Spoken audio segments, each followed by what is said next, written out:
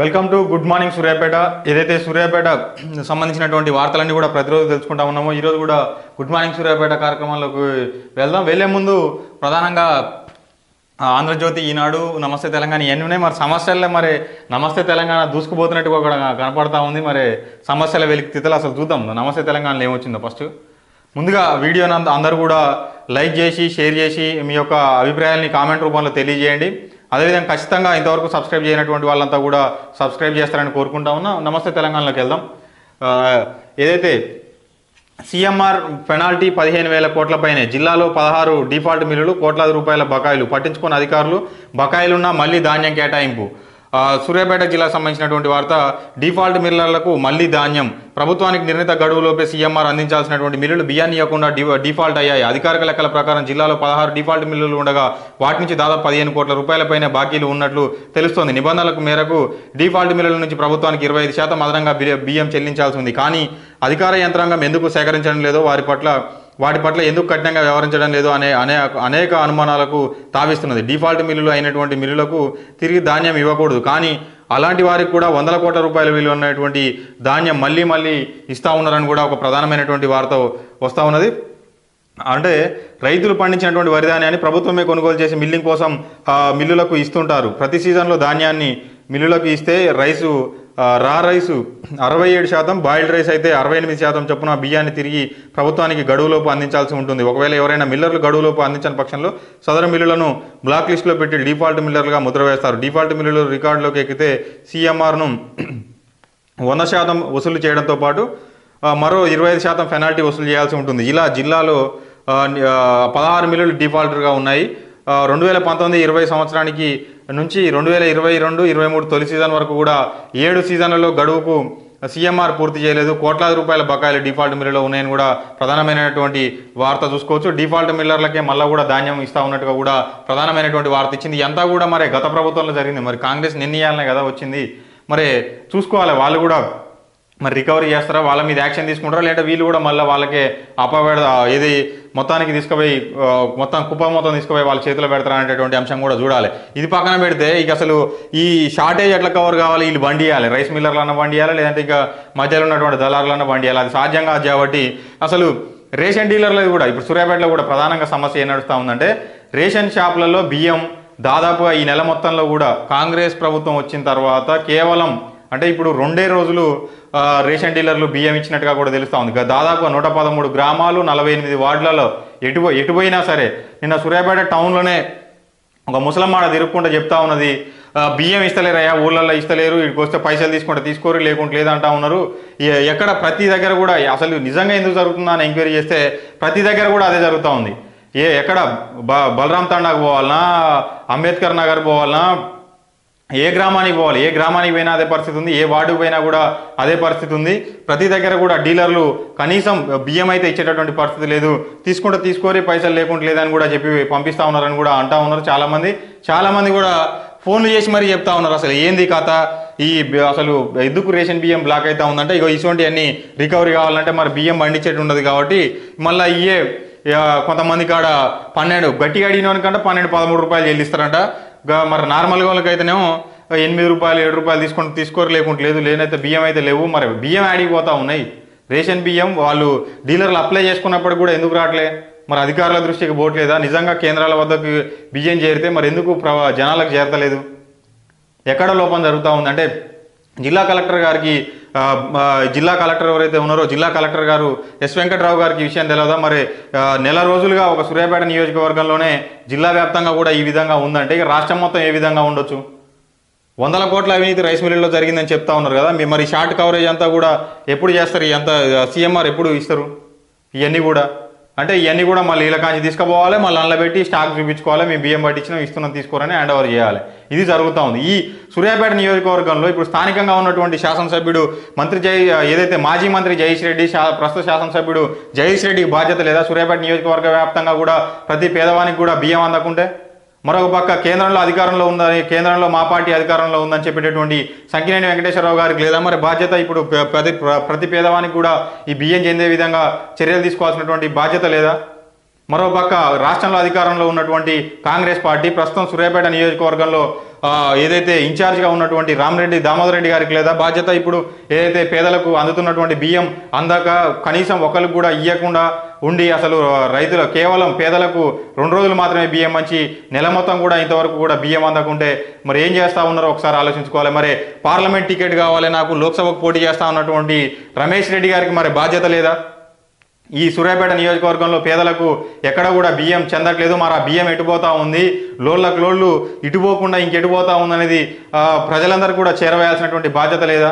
కాబట్టి ప్రతి నాయకుడు కూడా ఖచ్చితంగా మీ వార్డులలో కానీ మీ స్థానికంగా కానీ ఉన్నటువంటి నాయకులంతా కూడా రేషన్ బియ్యం అందుతుందా లేదా అనేది ఒకసారి చూసుకోవాలి. ప్రజలందరికీ కూడా పేద ప్రజలంతా కూడా ఇబ్బందులు పడతా ఉన్నారు. వాళ్ళ విలేజ్లలో ఆ 6 కిలోల బియ్యానికి 3 కిలోల బియ్యానికి ఛార్జీలు పెట్టుకొని వచ్చి తీసుకుపోదామన్నా కూడా బియ్యం దొరికేటటువంటి పరిస్థితి లేదు. వాళ్ళ పనులను రీత్యా వచ్చి తీసుకొని పోదామన్నా తీసుకుపోయేటటువంటి దాఖలాలు లేవు, దొరికేటటువంటి పరిస్థితి లేదు. మరి యాడికి పోతా ఉంది? అసలు రేషన్ డీలర్లు ఏం చేస్తూ ఉన్నారు అంటే 8 రూపాయలు 12 రూపాయల బేరం మధ్యలో బేరం చేస్తానుగా ఉన్నది మరి. కాబట్టి ఖచ్చితంగా చర్యలు తీసుకోవాల్సినటువంటి అవసరం ఉంది. ఏదైతే కలెక్టర్ గారు కూడా వెంటనే ఎవరైతే సంబంధిత అధికారులకు వెంటనే చర్యలు తీసుకునేలా ఖచ్చితంగా వాళ్ళకి ఆదేశాలు జారీ చేసి పేద ప్రజలందరికీ కూడా బియ్యం అందే విధంగా చేయాల్సినటువంటి అవసరం ఎంతైనా ఉంది. ఖచ్చితంగా పకడ్బందీగా ఈ నెల ఏదైతే అందలేదో ఖచ్చితంగా ముందుకు అంటే ఇంకా ఎక్స్టెండ్ చేసి వచ్చే నెల వరకు కూడా ఇవ్వాల్సినటువంటి బాధ్యత ఈ నెల బియ్యాన్ని తీసుకోవాల్సినటువంటి అవసరం ఎంతైనా ఉంది. ఆ వెయింగ్ మిషన్లు పెట్టిర్రు, బియ్యం లేకుండా వెయింగ్ మిషన్లు ఏం చేసుకుంటారా? ఖచ్చితంగా రేషన్ డీలర్ల ద్వారా ప్రజలందరికీ కూడా అందే విధంగా రేషన్ షాపులలో బియ్యం అందుబాటులో ఉండే విధంగా ఖచ్చితంగా చర్యలు తీసుకుంటేనే పేద ప్రజలకు న్యాయం చేసిన వాళ్ళు అవుతారు, మీరంతా నాయకులు అవుతారు, వాళ్ళంతా పాలకులు అధికారులు అయ్యేటటువంటి అవకాశం ఉంటుంది. కాబట్టి ఆ దిశగా అడుగులేసి పేద ప్రజల కడుపు నింపాల్సినటువంటి బాధ్యత మీ అందరిపైన ఉందని కూడా గుర్తుపెట్టుకోవాల్సినటువంటి అవసరం ఉంది. మీ నాయకులు అని చెప్పి మీరు హైదరాబాద్లో ఉండడం కాదు, పేద ప్రజల కడుపులో ఒక 5 మెతుకులు మీరు పెట్టగలిగితేనే రేపన్నాడు మీకు ఓట్లేసి వాళ్ళు దీవించేటటువంటి పరిస్థితి ఉంటుంది. ఆలోచించుకోవాలి ఇవన్నీ కూడా. ముక్కోటి వైభవం భక్తి శ్రద్ధలతో వైకుంఠ ఏకాదశి ఉత్తర ద్వారం దర్శనమిచ్చినటువంటి లక్ష్మీ నరసింహుడు కిక్కిరిసిన యాదగిరిగుట్ట ఆలయం అధ్యయనోత్సవాలకు శ్రీకారం అనేటటువంటి వార్త కూడా ప్రధానంగా చూసుకోవచ్చు. అర్హులకు మోడల్ కాలనీ ఇండ్లు 3 నెలల్లో పూర్తి చేసి పంపిణీ చేస్తాం, లిఫ్ట్లకు పునరుద్ధరించాలని అధికారులను ఆదేశించాం. మంత్రులు ఉత్తమ్ కుమార్ రెడ్డి, పొంగులేటి ఏదైతే హుజూర్నగర్కి సంబంధించినటువంటి ఇండ్లకు దాదాపుగా ఏదైతే మోడల్ కాలనీలోని ఇండ్లను 3 నెలల్లో పూర్తి చేసి అర్హులైన పేదలందరికీ కూడా అందజేస్తామని భారీ నీటిపారుదల పౌర సరఫరాల శాఖ మంత్రి ఉత్తమ్ కుమార్ రెడ్డి, గృహ నిర్మాణ శాఖ మంత్రి పొంగులేటి శ్రీనివాసరెడ్డి అన్నారని కూడా ఏదైతే పైలట్ ప్రాజెక్టుగా తీసుకొని ఇంకొక 2160 ఇండ్లను కూడా హుజూర్నగర్లోని ఇస్తారని కూడా గ్రామ సభలో లబ్ధిదారులను ఎంపిక చేసి పంపిణీ చేస్తామని కూడా చెప్తా ఉన్నారు. మిగిలిన 33 ఎకరాల్లో కూడా కొత్త ఇండ్ల నిర్మాణానికి శ్రీకారం చుడతామని కూడా చెప్పారు. ఏదైతే బీఆర్ఎస్ ప్రభుత్వం ఉన్నప్పుడు ఇక పక్కనే డంపింగ్ యార్డ్ పెట్టి ఇక ఆ ఇండ్లలో ఎట్లాంటి కార్యకలాపాలు జరిగినాయి అనేది ప్రతి ఒక్కరు కూడా తెలుసు. మన 7200 న్యూస్ ద్వారా కూడా గతంలో కూడా క్లియర్గా చెప్పినాం. ఉత్తమ్ కుమార్ రెడ్డి ఎమ్మెల్యే అయిన తర్వాత ఖచ్చితంగా అధికారంలోకి ఒకవేళ మీరు వచ్చినట్టయితే ఈ ఇండ్లన్నీ కూడా పంపిణీ చేయాలని కూడా మనం చెప్పినాం. అది మళ్ళొకసారి కూడా ఈరోజు విజువల్ని అందుబాటులో తీసుకొచ్చేటటువంటి ప్రయత్నం చేస్తా. ఖచ్చితంగా మీకు అందరికీ గతంలో ఏం జరిగినాయి అందులో కార్యకలాపాలు అనేవి కూడా ఆ విజువల్స్లో మీరు క్లియర్గా చూసుకోవచ్చు. ఏది ఏమైనప్పటికీ కూడా పేదలందరికీ న్యాయం చేయాల్సినటువంటి అవసరం ఎంతైనా ఉందో ఆ ఇండ్లన్నీ కూడా మంచిగానే ఉన్నాయి. కాబట్టి వాటిని అన్నింటినీ కూడా 3 నెలల్లో రిపేర్ చేయించి అందుబాటులోకి ఇస్తే మాత్రం మీకు ప్రజలందరూ కూడా దీవించేటటువంటి అవకాశం ఉంటుంది, మంచిగా మన్ననలు పొందేటటువంటి అవకాశం అయితే ఖచ్చితంగా ఉంటుందని గుర్తు చేసుకోవాలి. ఎందుకంటే చాలామంది కూడా 2014లో కాగితాలు దాచుకున్న వాళ్ళు కూడా మాకు ఇండ్లు శాంక్షన్ అయిందని మొన్న 2023 ఎన్నికల్లో ఒక్కొక్కరు చూపిస్తూ ఉన్నటువంటి పరిస్థితి మాకు అప్పుడు వచ్చింది, కానీ కట్టుకునే పరిస్థితి రాకపోయే, బిల్లులు రాకపోయే, ఆలోపే ప్రభుత్వం మారిందన్నారు. మరి ఇప్పుడు ఇవాళ వాళ్ళందరికీ న్యాయం జరగాలంటే మీరు పకడ్బందీగా ఇండ్లు ఇచ్చినప్పుడే న్యాయం జరిగేటటువంటి అవకాశం ఉంటుంది. క్రిస్మస్ వేడుకలకు సంబంధించి ఉమ్మడి నల్గొండ జిల్లా వార్త చూసుకోవచ్చు. ప్రజా సంక్షేమమే ఎజెండాగా పాలన అందించాలి. సూర్యాపేట ఎమ్మెల్యే గుంటకండ్ల జగదీష్ రెడ్డి పెన్పాడు మండల సర్వసభ సమావేశంలో మాట్లాడుతున్నటువంటి ఎమ్మెల్యే జగదీష్ రెడ్డి అని కూడా ప్రధానమైనటువంటి వార్త చూసుకోవచ్చు. నమస్తే తెలంగాణ దినపత్రికలో ఖచ్చితంగా ప్రజా సంక్షేమమే ఎజెండాగా పాలన అందిస్తేనే మంచిగా ఉంటుంది. అట్లా అందినప్పుడే ప్రతిపక్ష పాత్ర కానీ ఇంకా అసలు అసెంబ్లీలో అడుగుపెట్టేటటువంటి పరిస్థితి కూడా ఉండకుండా పోయేటటువంటి అవకాశం కూడా ఉంటుంది. ఖచ్చితంగా ప్రజా సమస్యలపైన మీరు ఖచ్చితంగా పోరాటం చేస్తూనే ఉండాలి, ప్రజలంతా కూడా లబ్ధి పొందుతూనే ఉండాలి. ప్రజాప్రతినిధికి చెప్పినా పట్టించుకోరా అనేటటువంటి వార్త. జడ్పీ సమావేశంలో మాట్లాడుతున్నటువంటి జడ్పీ చైర్మన్ నరేందర్ రెడ్డి అనేది ఒక వార్త, ప్రధానంగా నల్గొండకు సంబంధించినటువంటి వార్త కూడా చూసుకోవచ్చు. యాదాద్రి అంటే గజగజ రోజు రోజుకు పడిపోతున్నటువంటి ఉష్ణోగ్రతలు, రాత్రి వేళల్లో తీవ్ర చలిగాలులు, జిల్లాలో కనిష్టంగా 11 డిగ్రీల నమోదని కూడా ఒక ప్రధానమైనటువంటి వార్త చూసుకోవచ్చు. ఇది నమస్తే తెలంగాణలో వచ్చినటువంటి ప్రధానమైనటువంటి వార్తలు. ఇక ఈనాడు దినపత్రికకి వెళ్దాం. ఈనాడు దినపత్రికలో ప్రధానమైనటువంటి వార్తలు చూసుకున్నట్లయితే పుష్కర కళ నెరవేరనున్నటువంటి వేళ హుజూర్నగర్లో మంత్రులు ఉత్తమ్, పొంగులేటి శ్రీనివాసరెడ్డి పర్యటన, ఇందిరమ్మ కాలనీ పూర్తికి హామీ, పేదలకు ఇండ్ల స్థలాలు కేటాయిస్తామని భరోసా. హుజూర్నగర్ సమీక్ష సమావేశంలో ఏదైతే ఆ ఇండ్ల గురించి ఇన్నేళ్ల నుంచి ఎదురు చూస్తూ ఉన్నారో పుష్కర కాలం తర్వాత కళ నెరవేరబోతా ఉందనేటటువంటి వార్త కూడా ప్రధానంగా చూసుకోవచ్చు. ఈనాడు దినపత్రికలో వచ్చినటువంటి వార్త. మద్దతు ధర అంతంతే, పత్తి రైతు ఏటా నష్టమే. భానుపురి ఉమ్మడి జిల్లాలోని పత్తి రైతులకు మద్దతు ధర దక్కడం లేదు. సాగు మొదలుకొని పంట విక్రయం వరకు అష్టకష్టాలు పడినా గిట్టుబాటు కావడం లేదు. తేమ శాతాన్ని సాకుగా చూపుతూ ధరలను మోసం చేయడంలో కర్షకులు అన్యాయం జరుగుతోంది. భారత పత్తి సంస్థ నిబంధనలతోటి దూది దిగుబడి ఆశించినటువంటి మేర గిట్టుబాటు ధర లభించకపోవడంతో రైతులు ఆందోళన చెందుతున్నారు. కొద్దిపాటి తేమ శాతం ఎక్కువైతే తిరస్కరించి మద్దతు ధర ఇవ్వడం లేదని కూడా ఒక ప్రధానమైనటువంటి వార్త చూసుకోవచ్చు. జిల్లా వారీగా CCI కేంద్రాలు, పత్తి కొనుగోలు లెక్కలు క్వింటాలలో అని చెప్పి సూర్యాపేటలో 6 కేంద్రాలు ఉంటాయి. ఇప్పటివరకు కూడా మొత్తానికి 1,02,591 క్వింటాలు తీసుకున్నట్టుగా కూడా కొనుగోలు జరిగినట్టుగా కూడా తెలుస్తుంది. నల్గొండలో 7 కేంద్రాలు ఉంటాయి. 7,77,580 క్వింటాలు కొనుగోలు చేసినట్టుగా కూడా తెలుస్తుంది. యాదాద్రిలో 13 కొనుగోలు కేంద్రాలు ఉంటే 2,40,107 క్వింటాలు కొనుగోలు చేసినట్టుగా కూడా తెలుస్తూ ఉంది. నాణ్యతా ప్రమాణాలు పాటించాలి. నాగేశ్వరరావు జిల్లా మార్కెట్ అధికారి, సూర్యాపేట. పత్తి పంట విషయంలో రైతులు నాణ్యతా ప్రమాణాలు పాటించడం లేదు. దూది ఏరిన వెంటనే CCI కేంద్రాలకు తీసుకొస్తున్నారు. ఇక్కడికి రాగానే తేమ శాతంలో తేడాలు వస్తున్నాయి. అందువల్లే మద్దతు ధర రావడం లేదు అని రైతుల నాణ్యత తప్పక పాటించాలని కూడా చెప్తా ఉన్నారు. మరి ఏమన్నా రైతులు ఏమన్నా మిషన్లు పెట్టి బల్క్గా ఏమన్నా పత్తి ఏరే కార్యక్రమం చేస్తూ ఉన్నారు? లేదు కదా, చేతితోటే తీస్తూ ఉన్నారు. ఇక క్లియర్గా తీసుకురావాలంటే ఇంకేం తీసుకొస్తారు? ఇక సొంతంగా ఏమైనా తయారు చేసే మిషన్లు ఏమైనా అప్పచెప్తే వాళ్ళే పత్తి తయారు చేసుకొని ఇస్తారు. ఏంటంటే మద్దతు ధర లేక ఇవన్నీ చెప్పేటటువంటి మాటలు తప్పించి ఏముండదు. ఎండబెడితేనేమో మొత్తం తేమ పోయింది, రంగు మారింది అంటారు. మళ్ళీ మొత్తం తీసుకొస్తేనేమో ఫ్రెష్గా తీసుకొస్తేనేమో ఇది అని చెప్తారు. ఏది ఏమైనప్పటికీ కూడా వాళ్ళకే నెగ్గాలి. ఇక పన్నుల వసూళ్లపై ఏదైతే వైకుంఠ ద్వార దర్శనం, భక్తజన పరవశం, మఠపల్లి మాడవీధిలో విహరిస్తున్నటువంటి వైకుంఠ వాసుడు అనేటటువంటి వార్త కూడా ప్రధానంగా చూసుకోవచ్చు. సూర్యాపేటలో వెంకటేశ్వర స్వామి ఆలయంలో ముక్కోటి ఏకాదశంగా పూజలు చేస్తున్న సందర్భంగా చిత్రాన్ని కూడా చూసుకోవచ్చు. వెంకటేశ్వర స్వామి ఆలయంలో గోవిందనామాలు లిఖిస్తున్నటువంటి భక్తులను కూడా అంటే ఇవన్నీ కూడా వైకుంఠ ద్వార దర్శనానికి సంబంధించినటువంటి వార్త కూడా క్లియర్గా చూసుకోవచ్చు. పన్నుల వసూళ్లపై పురపాలిక దృష్టి నిన్న కూడా వచ్చింది. తిరుమలగిరికి సంబంధించినటువంటి మున్సిపల్ కమిషనర్ చెప్పిండు. ఈ పన్నులన్నిటి గురించి కూడా ఒక ప్రధాన దినపత్రికలో ప్రచురితమైంది. అదే ఈరోజు కూడా మళ్ళీ ఈనాడు దినపత్రికలో వచ్చింది. పట్టణాల్లో ఏదైతే ఆస్తి పన్నులో ఏదైతే 100% వసూలు చేసేందుకు ప్రయత్నిస్తున్నాం. పురపాలికల్లో ప్రజలు సకాలంలో పన్నులు చెల్లించి పట్టణాల అభివృద్ధికి సహకరించాలని కూడా, గడువులోపు చెల్లించేలా ప్రతి ఒక్కరు కృషి చేయాలని కూడా ఒక ప్రధానమైనటువంటి వార్త చూసుకోవచ్చు. మరి ఇప్పటికే పురపాలికల్లో పన్నుల వివరాలు రూపాయల కోట్లలో, సూర్యాపేటలో 5 పురపాలక సంఘాలు ఉంటే, ఏదైతే మున్సిపాలిటీలు ఉంటే పన్నుల డిమాండ్ 29.5 అంటే 29.5 కోట్లు ఉంటే వసూలు మాత్రం 5 కోట్లు అయినట్టుగా కూడా తెలుస్తాం. సూర్యాపేటలో 8 మున్సిపాలిటీలు ఉంటే 58.6 కోట్లు డిమాండ్ ఉంటే వసూలు మాత్రం 9.3 కోట్లు అయింది. యాదాద్రిలో 6 మున్సిపాలిటీలు ఉంటే 24.7 కోట్ల రూపాయల డిమాండ్, పన్నుల డిమాండ్ ఉంటే 3.3 కోట్లు మాత్రమే అయింది. మరి ఖచ్చితంగా 100% అయితే వసూలు చేస్తామంటా ఉన్నారు. ఈ 100% వసూలు చేయడంతో పాటు పేదోనికి ఉన్నోనికి కూడా ఒకటే న్యాయం చేస్తే బాగుంటుంది. ఇక చాలా వరకు కూడా ఒక్కడికి పోయి తాళాలు వేయడం, మళ్ళీ తెల్లారి పోయి ఓపెన్ చేయడం, ఇవన్నీ కూడా సూర్యాపేట మున్సిపాలిటీలో ఎప్పటి నుంచో కూడా చూస్తూనే ఉన్నారు. ప్రజలంతా కూడా పేదోనికి ఏ న్యాయం జరుగుతుందో ఉన్నోనికి కూడా అదే న్యాయం చేయగలిగితే ఆ పన్నులు వసూలు చేస్తే మంచిగా ఉంటుంది. ఇక ఉన్నోనికి కూడా, ఎందుకంటే పెద్ద షాపింగ్ మాల్స్కు ముందట పార్కింగ్ లేదనగానే పర్మిషన్లు ఇచ్చుకుంటా ఒకరోజు సీజ్ చేసినట్టుగా మళ్ళీ ఇంకో రోజు పర్మిషన్ లేదని మళ్ళీ తెల్లారి తీసుకొచ్చి ఓపెన్ చేయడం, ఇట్లాంటివి కాకుండా ప్రతి ఒక్కరు కూడా సమన్యాయం పాటిస్తే మాత్రం ఖచ్చితంగా ముందుకు పోయేటటువంటి అవకాశం ఉంటుంది. పేదలంతా కూడా పేదల మన్ననను పొంది మున్సిపాలిటీ అయ్యేటటువంటి పేరు కూడా తెచ్చుకోవాల్సినటువంటి అవసరం ఎంతైనా ఉంది. ఇక ఆంధ్రజ్యోతి దినపత్రికకు పోతే వైభవంగా వైకుంఠనాథుడి ఉత్తర ద్వార దర్శనం, యాదాద్రీశునికి అజయనోత్సవాలు ప్రారంభం అనేటటువంటి వార్త కూడా ప్రధానంగా చూసుకోవచ్చు. ఇది ప్రధానంగా వచ్చినటువంటి వార్త. కొత్త ప్రభుత్వంలోనైనా ఆశలు ఫలించేనా? తుంగతుర్తి భౌగోళికంగా జిల్లా చివరన అభివృద్ధిలోనూ అంతే.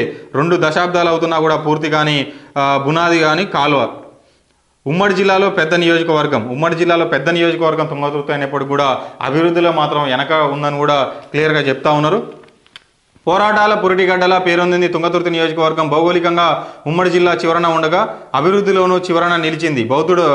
బౌద్ధుడు తిరుగాడిన నేలగా చెబుతున్న భూమి భుక్తి వెట్టిచాకిరి విముక్తి కోసం ఇక్కడి ప్రజలు పోరాడాల్సి వచ్చింది. రైతాంగ సాయుధ పోరాటం, తెలంగాణ మలిదశ ఉద్యమంలోనూ ప్రాణత్యాగాలు చేశారు. హత్య రాజకీయంలోనూ కన్నీరు పెట్టినటువంటి ప్రజలు క్రమంగా వాటి నుంచి బయటపడిన పరిష్కారం కాని సమస్యలతో ఇక్కట్లు ఎదుర్కొంటున్నారు. నియోజకవర్గంలోని మోత్కూరు, అడ్డగూడూరు మండలాలు అంటే సాగునీటి సమస్య కూడా తీరలేదు.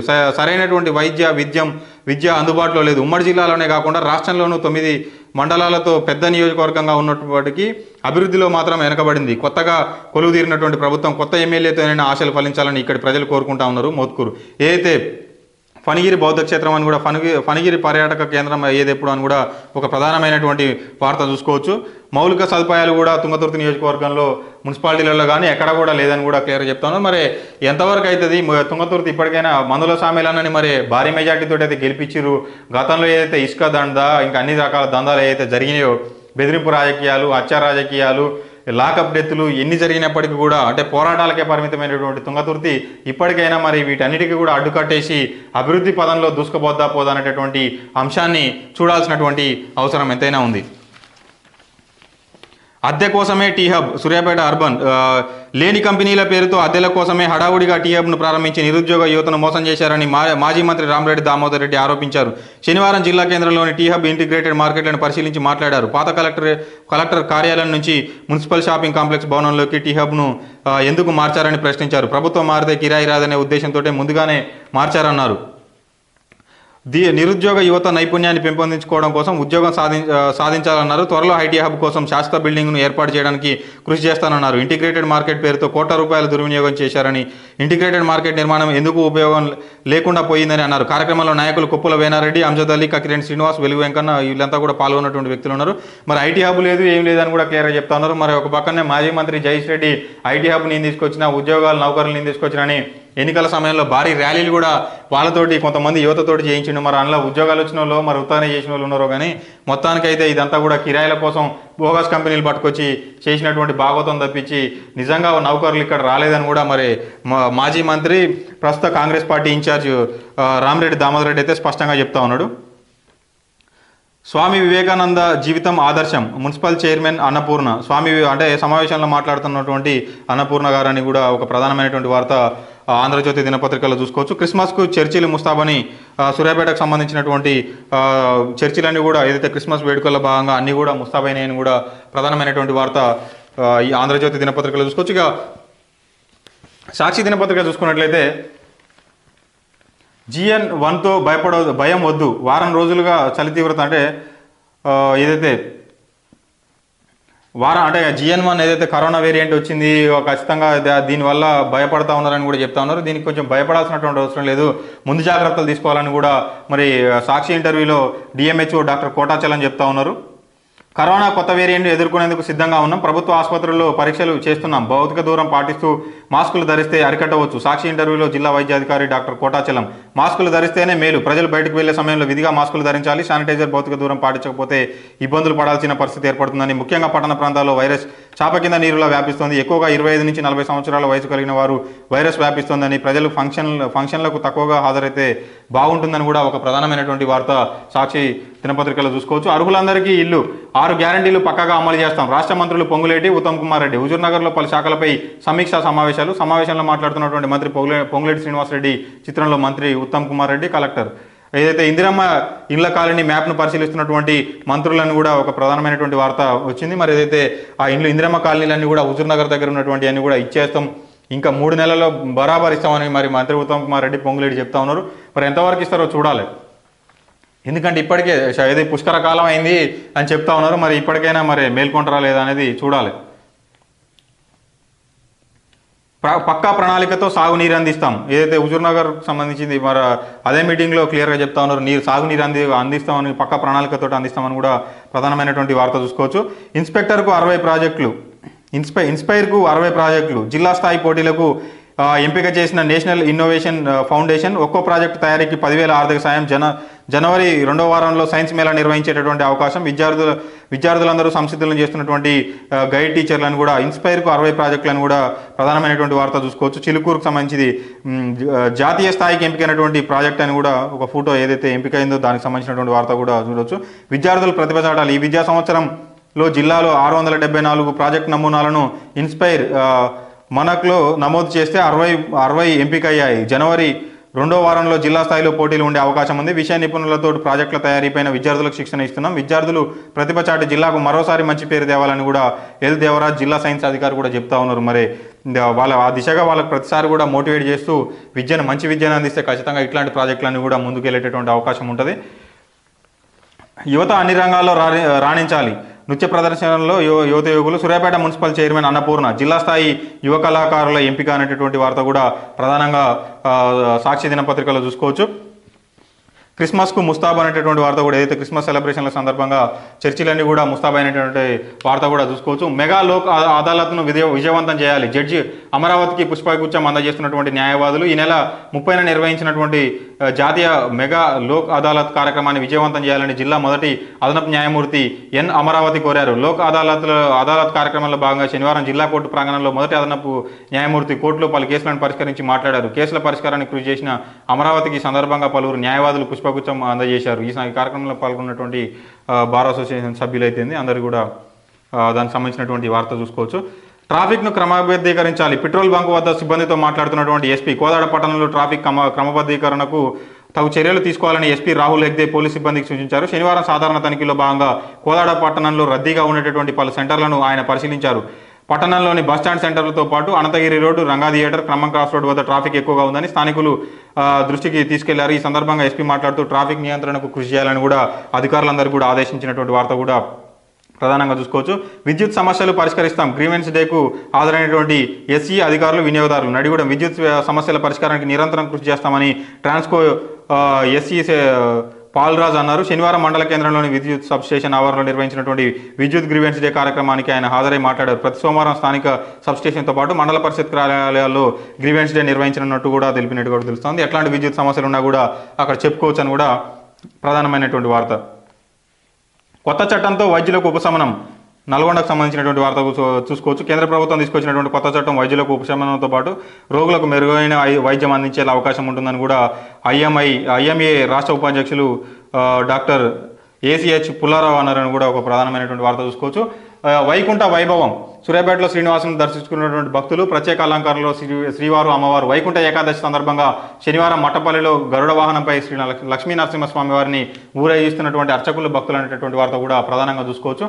ఇది ఈరోజు గుడ్ మార్నింగ్ సూర్యాపేట కార్యక్రమం. ఇవి ప్రధానంగా సూర్యాపేట జిల్లాకు సంబంధించినటువంటి వార్తలు ఏవైతే ఉన్నాయో వీటికి సంబంధించినటువంటి వార్తలుగా చెప్పుకోవచ్చు. మరి మొత్తానికైతే మరి చూడాలి పరిష్కారం దొరుకుతుందా దొరకదా అనేటటువంటి అంశం. అనేక సమస్యలు అయితే ప్రజల ముందుకు వస్తూ ఉన్నాయి. డబుల్ బెడ్రూమ్ ఇండ్లు అయితే ఏంది, ప్రతిదీ కూడా